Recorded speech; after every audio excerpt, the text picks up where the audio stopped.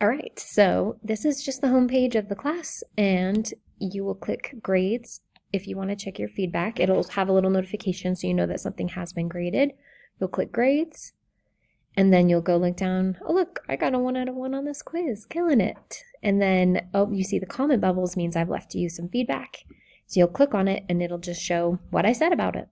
Usually it won't just be like, yay, you did it. I'll have actually good feedback so you know what you're doing right and some things you could maybe do better the next time.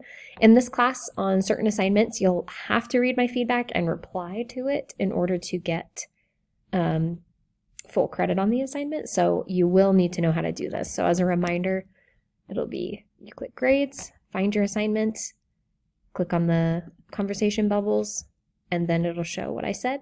And if I do want you to respond to the feedback, then it will just show as a separate assignment. So you're never like, I don't know if I have to respond. I'll always tell you. So don't sweat about that, but you do need to know how to find it. But I think it's pretty easy, and you guys are set on that one.